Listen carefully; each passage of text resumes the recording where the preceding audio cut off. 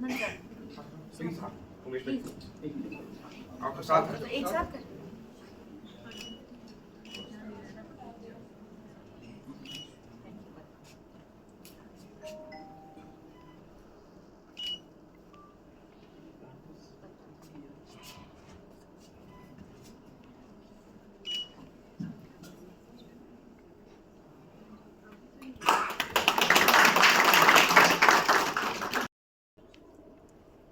Sir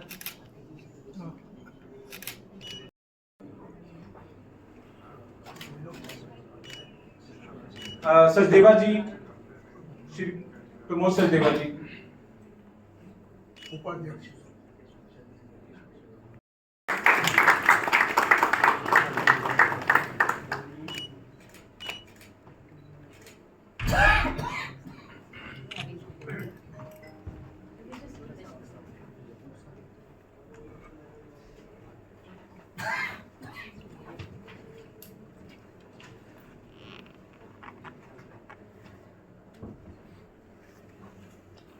अब मैं ज्यादा टाइम ना लेते हुए आज की जो इवेंट है, जो हमारी डीआरएम है, डोनर रेसिपिएंट मीट, इसका महत्व के बारे में बताते हुए और दात्री संस्था का परिचय देने के लिए विंध्या मैम को एक बार इनवाइट करूंगा कि दात्री के बारे में और इवेंट के बारे में पूरा बताएं।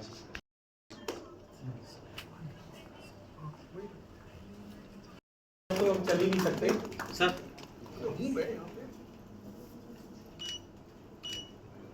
आज आप सब यहाँ पे आ जाए।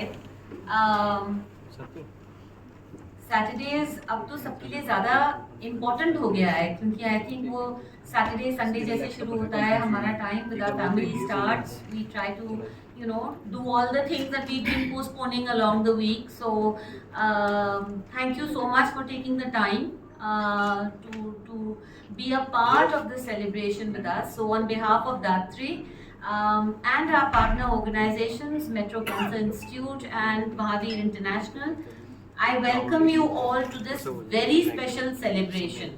आज हम यहाँ गैदर हुए हैं to celebrate the spirit of selflessness and the ultimate act of saving the life of a stranger. I think ये सब बातें ज़्यादा evident हो जाएंगी जैसे as we move along the event.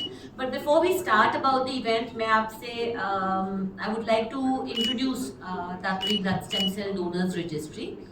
हम लोग एक NGO हैं, हम लोग एक चैरिटेबल ऑर्गेनाइजेशन हैं और हमारी स्थापना, दात्री की स्थापना हुई थी इस उद्देश्य से कि हम जो लोग blood diseases, life threatening blood diseases जैसे कि blood cancer, thalassemia, aplastic anemia, sickle cell और ऐसी 250 से ऊपर कंप्लीटली टंग ट्विस्टिंग बीमारियां हैं जो कि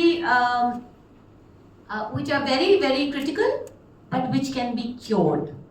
So in today's time and date we can actually say that cancer is curable, you know. So ये सब चीज़ें curable हैं by way of a blood stem cell transplant. So Datri started with the intention of creating a pool of people जो कि आगे बढ़ के अगर वो किसी के मैच पाए जाते हैं तो उनकी जान बचा सकें। एक ऐसी संस्था की बात करता हूं जो पिछले 50 साल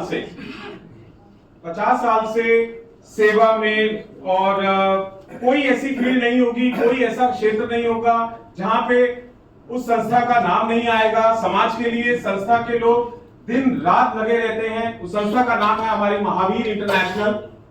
महावीर इंटरनेशनल का अगर मैं फरीदाबाद में रहता हूं, कोविड के टाइम पे मैंने महावीर इंटरनेशनल का कैसे काम करते हुए देखा। रात भर में हम लोग पूरी टीम के साथ में जाते थे। महावीर इंटरनेशनल के लोग, डीसी साहब ने स्पेशल परमिशन दी हुई थी। यहाँ पर एक सेक्टर 15 में गुरुद्वारा है, उस गुरुद्वारे में पूरे दिन भर पूरे फरीदाबाद के लिए खाना पहुंचाया जाता था। तो एक तो छोटा सा, ये तो एक बहुत छोटा सा एग्जांपल है कि कोविड के टाइम पे फरीदाबाद के सब लोग जानते हैं कि कैसे महावीर इंटरनेशनल MISF ने क्या बढ़ चढ़ के कैसे कैसे काम किया। और अब मैं इनवाइट करना चाहूंगा उमेश अरोड़ा जी को, जो हमारे महावीर। उमेश अरोड़ा जी प्लीज। जो हमारे महावीर इंटरनेशनल के प्रोजेक्ट डायरेक्टर हैं, नाम सिर्फ प्रोजेक्ट डायरेक्टर है, मेरे ख्याल से कोई भी ऐसा प्रोजेक्ट नहीं होगा जिसमें उमेश जी की इन्वॉल्वमेंट नहीं होती, चाहे वो ब्लड ले ले, चाहे सिलाई केंद्र ले ले, चाहे कोई टेक्निकल एजुकेशन ले ले। स्टेम सेल्स के लिए तो मुझे अच्छे से याद है 2017 में लोको थैलासीमिया फरीदाबाद में एक स्टार्ट हुआ था कि हम थैलासीमिया को रोक कैसे सकते हैं। मैं ज्यादा डिटेल में नहीं बताऊंगा। I request Umesh ji please आप इसको थोड़ा सा और इलैबोरेट तरीके से बताएं। Thank you so much Umesh ji. सबसे पहले मेरे सभी बंधुओं का आज यहाँ पे स्वागत है। आप सभी ने अपना समय, इतना कीमती समय आज यहाँ दिया, जिसके लिए हम लोग बहुत बहुत धन्यवादी हैं। महावीर इंटरनेशनल सोशल फाउंडेशन, लगभग सभी साथी हम लोग यहाँ पे जितने हैं सभी जुड़े हुए हैं, जो पिछले 50 साल से ऑल इंडिया में 400 से ज़्यादा सेंटर से सेवा कर रहे हैं और अलग अलग अपने अपने क्षेत्र हैं जिसके अंदर हम लोग सेवा कर रहे हैं। फरीदाबाद के अंदर हमारे आदरणीय पटवा जी, जिनके गाइडेंस के अंदर हम सभी सेवा कार्य कर पा रहे हैं, और स्पेसिफिकली बहुत सारी अलग अलग एक्टिविटीज़ हैं, जैसे सिलाई centre, computer centre, education, stem cell donation, रोटी बैंक एक ऐसा प्रोजेक्ट है जिसके अंदर हमारे बहुत से ऐसे लोग हैं जिनके घर पे कोई खाना बनाने वाला नहीं है या डिपेंडेंट है, कोई केयर टेकर भी नहीं है। उन लोगों को पर डे घर पे टिफिन 2 टाइम का खाना उन लोगों को घर पे पहुंचता है, डेली की टिफिन से। 2016 में ये रोटी बैंक शुरू किया था। इसके साथ साथ बहुत सारी ऐसी सेवाएं हैं जिसके अंदर ब्लड डोनेशन की सेवा है। हमारे साथ में सुशांत है, गौरव है, सुनील मस्ता जी हैं। ये पूरी टीम दिनों रात ब्लड डोनर्स के लिए, प्लेटलेट्स के लिए, डेंगू के अंदर प्लेटलेट्स डोनेशन के लिए सब लोग डेडिकेटेडली इस सेवा में लगातार लगे हुए हैं पिछले कई सालों से। आज जिस सब्जेक्ट पे हम लोग इकट्ठे हुए हैं, हमारा महावीर इंटरनेशनल का अगर आप लोगो देखेंगे, love all, serve all, live and let live. Live and let live सबसे बड़ा मैसेज है आज के इस प्रोग्राम के लिए कि हमें जीना है और जीने देना है। जीना कैसे देना है? किसी भी बीमारी से मुक्त। जब तक बीमारियां या किसी तरीके के संकट हमारी लाइफ में होंगे तो जिया या पूरी फैमिली डिस्टर्ब हो जाती है। जैसे विद्या जी ने बहुत अच्छे से इसको ऑलरेडी एक्सप्लेन किया है कि पूरी फैमिली डिस्टर्ब हो जाती है अगर एक घर में थैलेसीमिया बच्चा आ जाता है या एक घर में कैंसर पेशेंट आ जाता है। And we are thanks to medical fertility and like doctor Suman Gupta और उनकी पूरी टीम, मेट्रो हॉस्पिटल, ऐसे बहुत से डॉक्टर्स जो लगे हुए हैं अपने प्रोफेशन में इन बच्चों को, कैंसर के पेशेंट्स को इस बीमारी से मुक्त करने के लिए। मैंने जिंदगी में पता, अगर मैंने कम से कम लाखों लोगों को देखा होगा, मगर आज जो आदमी यहाँ सामने बैठा है ना, वो मरीज इंपॉर्टेंट नहीं है, मरीज का पिताजी इंपॉर्टेंट है। मैंने ऐसा इंसान जिंदगी में नहीं देखा। भाई साहब की से ना कितनी बार मेरा हुआ है इसको, जब हमारे बच्चे का इलाज शुरू हुआ, इसको इनिशियली रिस्पॉन्स आया, फिर रिलैप्स करा, फिर सैल्वेज प्रोटोकॉल लिया, कितनी बार ये और मैं बैठे हैं कमरे में दरवाजा बंद करके कि आगे इलाज करना है नहीं करना है, या मैं इन्हें समझा रहा हूँ कि बहुत कम % चांसेस है। इनका एक ही जवाब होता था, करना तो है, कैसे करना है वो आप जानो। सो इनसे मिलना सबसे पहले है जो हमारे रेसिपिएंट के फादर हैं और शायद मेरे एक बहुत ही अच्छे मित्र हो गए हैं। अभिनंदन। मतलब लोग कहते हैं पुत्र ऐसा होना चाहिए, ऐसा पिता शायद ही किसी को मिलता हो।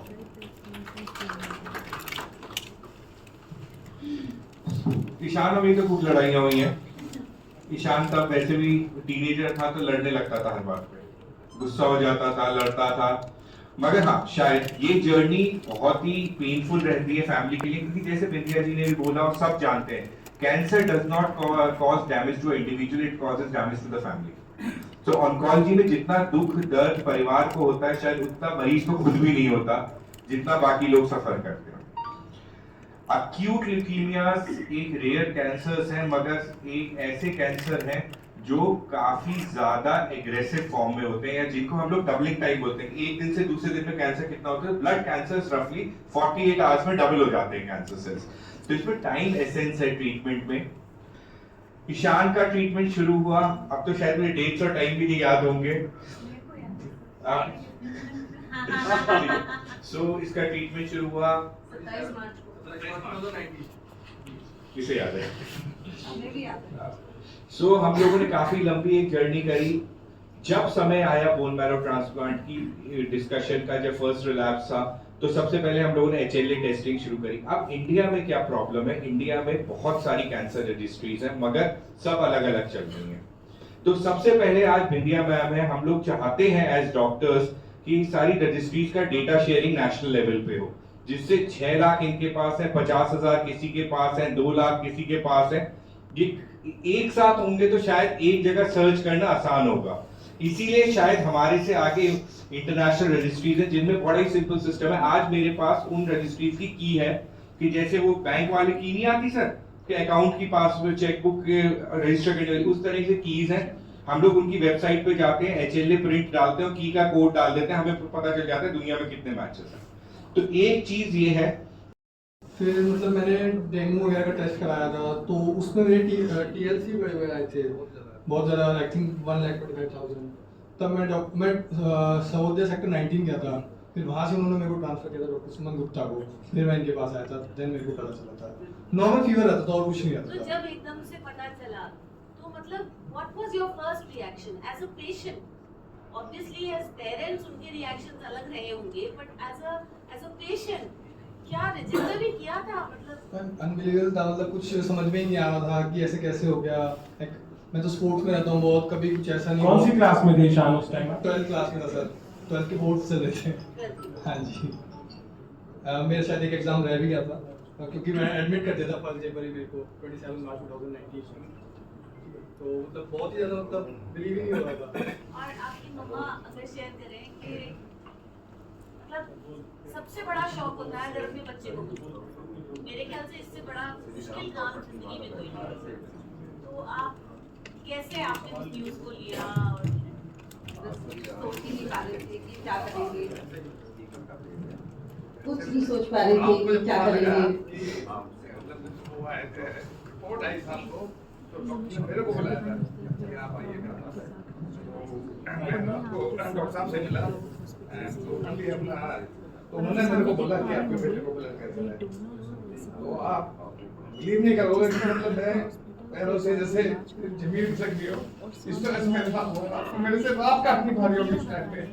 और सुबह फिर मैं डॉक्टर साहब के पास गया और आगे का कार्यक्रम किया। आज भी आप उतने ही भावुक हो जाते हैं इस बात को याद करके? सीनियर था डॉक्टर सुमन गुप्ता ने आपको फिर bone marrow transplant, stem cell transplant के बारे में बताया। बहुत पहले साइकिल चली थी। स्टेम सेल ट्रांसप्लांट ना एक प्रोसीजर ऐसा नहीं है जो हर किसी को होगा या जरूरत पड़े। तो ऑन्कोलॉजी में स्टेम सेल ट्रांसप्लांट करीब 0.1% पेशेंट्स को जरूरत पड़ेगी, और शायद आज के 5 साल बाद स्टेम सेल ट्रांसप्लांट की जरूरत भी ना पड़े, क्योंकि आज हमारे पास बहुत अच्छी थेरेपीज आ गई हैं जैसे CAR T सेल्स थेरेपीज। क्योंकि स्टेम सेल ट्रांसप्लांट ना बोलना समझना यहाँ पे करना बहुत आसान है। It has a lot of morbidity, it has a lot of complication rates, so इतना आसान नहीं है। तो स्टेम सेल ट्रांसप्लांट कोई पहले दिन नहीं डिस्कस करता, ना ही हम चाहते कि किसी मैं वही जानना चाह रहा हूँ कि ट्रांसप्लांट हो। वही आपसे जानना चाह रहा हूँ। अगर होते तो शायद हमारी ट्रेन भी नहीं हो रही है। तो आज मैं उस अभी मैं इस इंसान का, ये एक मानवता की ऐसी जीती जागती मिसाल है जिसको मतलब मैं शब्द भी नहीं बयान कर पा रहा कि बिना किसी के जाने कि किसको मैं स्टेम सेल्स दे रहा हूं, क्या होगा, कैसा होगा, बिना किसी सेकंड थॉट के इस हमारे, मैं नाम बता देता हूं या वेट करते हैं, थोड़ी देर वेट कर लेते हैं 5 मिनट और, थोड़ी सी एक्साइटमेंट, क्योंकि इनके बारे में बताने के लिए बहुत कुछ है। जब इनका डोनेशन का टाइम आया, इनके घर पे शादी थी, और शादी भी ऐसे कि ब्रदर की शादी थी। जिस दिन इनको स्टेम सेल्स डोनेशन के लिए बुलाना था उसी दिन रात को शादी थी, और भाई साहब स्टेम सेल्स अपने डोनेट किए इन्होंने, और यहां से रात को शादी अटेंड की, और डांस भी किया होगा सर, मैं भी आपसे पूछ नहीं रहा। पेशे से बाय प्रोफेशन एक टीचर है, जबकि टीचर की एक रिस्पॉन्सिबिलिटी होती है कि पढ़ाई के साथ साथ बच्चों को अच्छे संस्कार दिए जाएं और जिससे उनका भविष्य, उनका फ्यूचर एक अच्छा फ्यूचर बन सके। बट अपार्ट फ्रॉम प्रोफेशन, बच्चों को भविष्य के काम करते के साथ साथ इन्होंने एक्चुअली मानवता के एक मानवता की बड़ी मिसाल कायम की।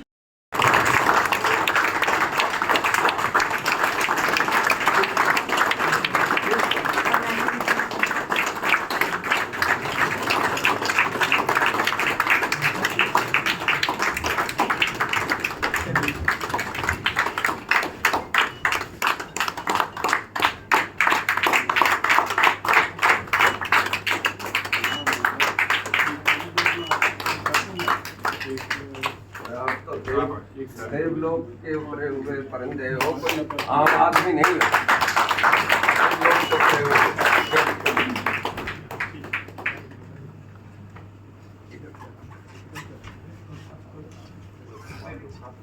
शैलेश भाई आज आए हैं, अनफॉर्चुनेटली इनके घर में अभी भी आज भी एक फिर से इन्होंने एक और ऐसी मिसाल कायम की। इनके फादर को एक इलेक्ट्रिक शॉक लगा, 4 दिन से सर हॉस्पिटल में हैं पिताजी। तो बेटे का फर्ज तो निभा ही रहे हैं और साथ साथ इन्होंने आज अपना ये फर्ज और निभाया कि यस मिलने के लिए, ईशान को मिलने के लिए आए, क्योंकि ईशान की फैमिली भी बहुत बहुत व्याकुल थी मिलने के लिए। तो पिताजी ठीक है सर? अभी थोड़ा स्टेबल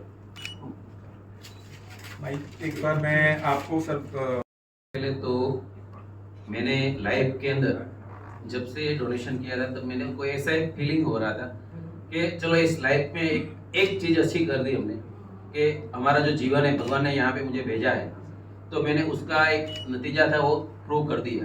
तो एक पहले कभी मिले नहीं थे, कैसा लड़का होगा, कैसा दिखता होगा, कितनी एज का होगा, क्या परिवार वाले उसके लिए क्या थिंक कर रहे होंगे। एक बच्चा होता है जिसको परिवार वालों ने पाल पोष के 18 साल का भी किया है, तब तक काफ़ी उम्मीदें होती है उनके साथ। लेकिन जब ऐसा बच्चे को अगर कोई बीमारी आ जाती है और जब ऐसी बीमारी हो जाती है जो ब्लड कैंसर जैसी, तो काफ़ी वो जो परिवार है टूट जाता है, सब सपने उसके बिखरने लगते हैं। और उस टाइम पे मैं अपने आप को बहुत भाग्यशाली मानूंगा कि इस टाइप का मैं वर्क था वो कर पाया और डोनेशन भी कर पाया। तो उनसे पहले भी वो था कि गॉड ने कुछ, ऊपर वाले ने कुछ सेट किया होगा कि वो स्टेम सेल मिल पाए, वरना तो इस जमाने में बहुत सारे लोग रहते, यहाँ पे मेरा आना भी आज नहीं होता था। आप लोग सब मिले, एक चीज ऊपर वाले ने सोच के रखी होगी। और सभी लोग आप जैसे जो संस्था है, सबसे पहले उसको भी मैं धन्यवाद देना चाहूंगा। अगर दात्री संस्था नहीं होती तो ये रजिस्ट्री नहीं बनती, रजिस्ट्री नहीं होती तो इस तरह से जो कलेक्शन हुआ वो भी नहीं हो पाता। तो ये एक चीज बहुत ही इंपॉर्टेंट होती है। दूसरी चीज ये थी कि जब ब्लड डोनेशन में करता हूँ, ज्यादातर मैं ब्लड डोनेशन बार बार करता रहे, तो अभी तक मैंने 25 टाइम ब्लड डोनेशन किया है। नॉर्मल ब्लड डोनेशन उस टाइम पे डोनेशन किया है 2 बार।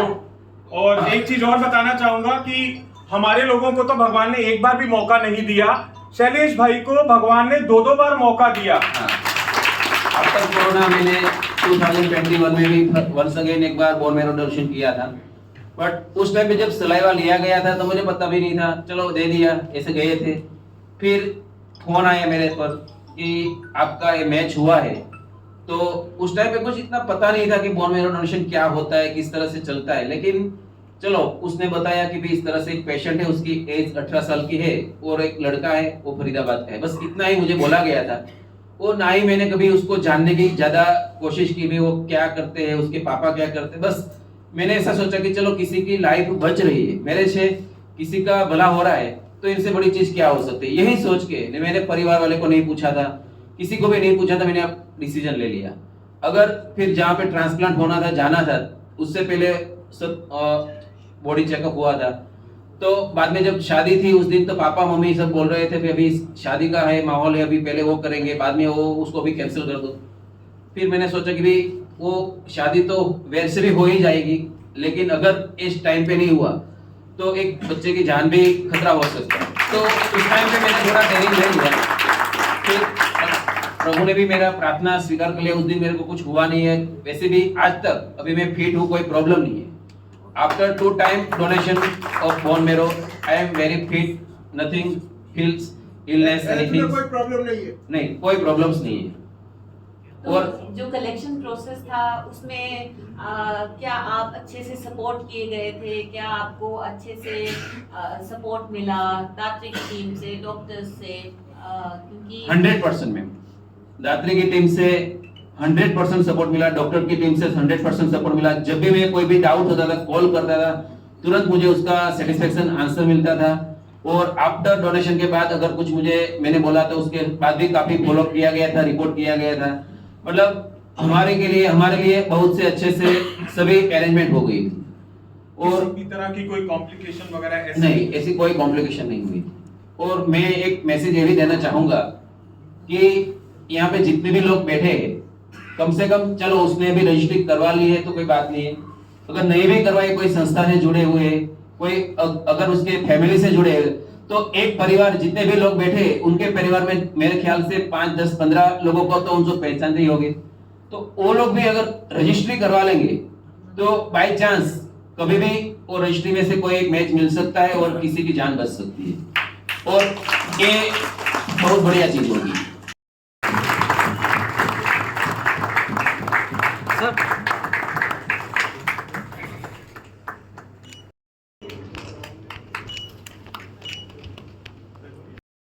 May your life be beautiful and healthy.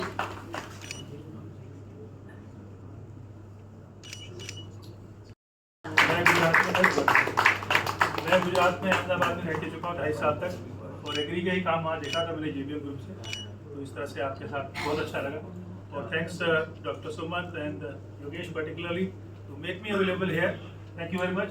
मैंने जस्ट फॉर इन्फॉर्मेशन गुजरात में वहाँ पर पिटलापुर एक जगह आप जानते हो शायद, सानंद पिटलापुर, वहाँ पर 10,000 से ऊपर पौधों की प्लांटेशन की है। ये भी धरती माँ का ऋण चुकाओ, धरती माँ का ऋण चुकाओ, वृक्ष लगाओ, ऑक्सीजन बढ़ाओ। तो उस तहत में मैंने यहाँ पर किया, लेकिन उसके बाद अपने ग्रुप में तो 40,000 से ऊपर लगाए हैं और कई बीजों का वितरण भी किया है। मुझे बहुत खुशी हो रही है आपको मिलकर। जीवन दान या कैसे भी कहो, ये सुविधा जैसे इस तरह से दात्री ने की है, उनका भी बहुत बहुत अभिनंदन। और मैं आज आश्वासन देता हूँ कि कम से कम 2100 लोगों का रजिस्ट्री मैं कराऊंगा। तो मेरा नमस्कार और अभिनंदन शैलेश जी, आपका वाकई में आप हीरो हैं और जो माँ बाप की आंखों में आज आंसू हैं, ये आपने उसको प्रूफ कर दिया कि ममता सबसे बड़ी चीज होती है और ममता से बड़ी कोई चीज नहीं है। और आपके लिए मैं सिर्फ 2 लाइनें कहना चाहूँगा, वो परमिशन दी है, थैंक यू वेरी मच। कि हमने सोचा हम ही चाहते हैं आपको, ये सोच रहे होंगे इनकी फैमिली वाले उस टाइम में कि हमने सोचा हम ही चाहते हैं आपको, पर आपके चाहने वालों का काफिला निकला।